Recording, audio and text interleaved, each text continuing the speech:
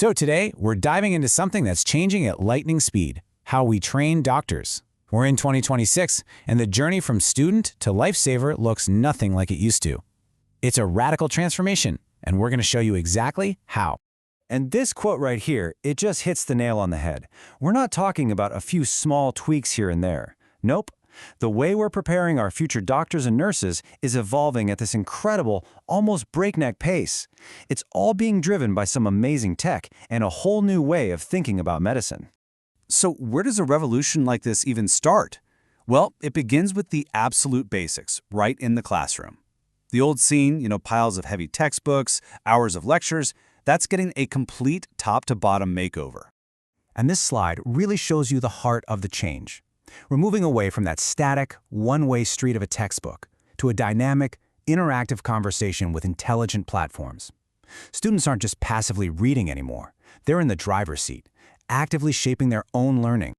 Yeah, and just to be clear, these aren't just glorified ebooks. We're talking about AI-powered tutors that are basically learning partners. They can throw a super complex case at a student, help them figure out the symptoms, make sense of lab reports, and even start predicting diseases. It's all about building that gut instinct, that clinical decision-making muscle, right from day one. Okay, but knowing the theory, that's only half the battle, right? You've got to practice. And this is where things get really, really futuristic. We're talking about students sharpening their skills in environments with absolutely zero risk. I mean, think about it. For centuries, this has been the biggest challenge in medical training. Learning to do something incredibly complex, like surgery, well, the stakes are as high as they get. That old model of see one, do one, teach one always had this built-in risk. So that's the million-dollar question, isn't it? How do you let a student get the feel, the muscle memory, and the confidence for a tricky procedure without ever putting a real patient in harm's way? Well, the answer is virtual and augmented reality. It's incredible. Students can literally put on a headset and step inside a completely realistic 3D human body.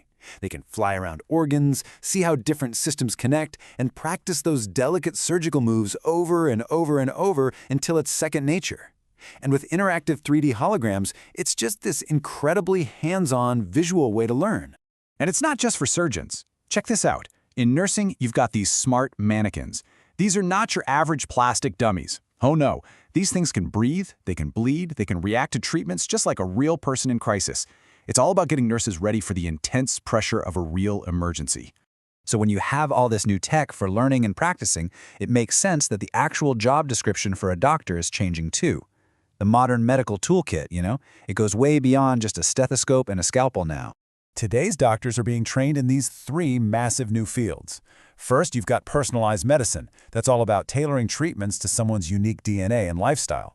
Then there's telemedicine, which is the art of diagnosing and treating people who could be miles away.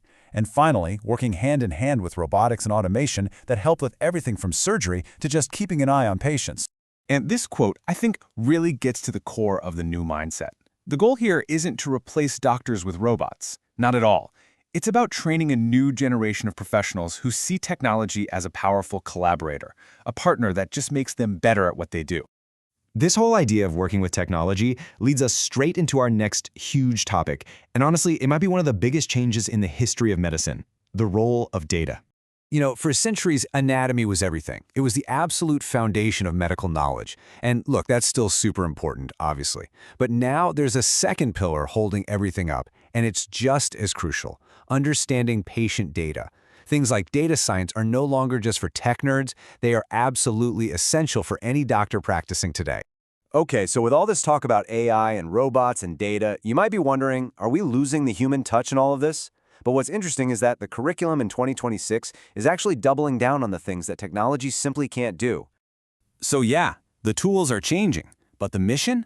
The mission is exactly the same. The curriculum is hammering home ethics, empathy, and this idea of patient-centered care. These are the timeless, irreplaceable parts of what makes a good doctor. And that really brings us to the key takeaway from this whole transformation. Technology is an amazing tool. It supports healthcare, it makes us better, it opens doors we never thought possible. But it's not the point.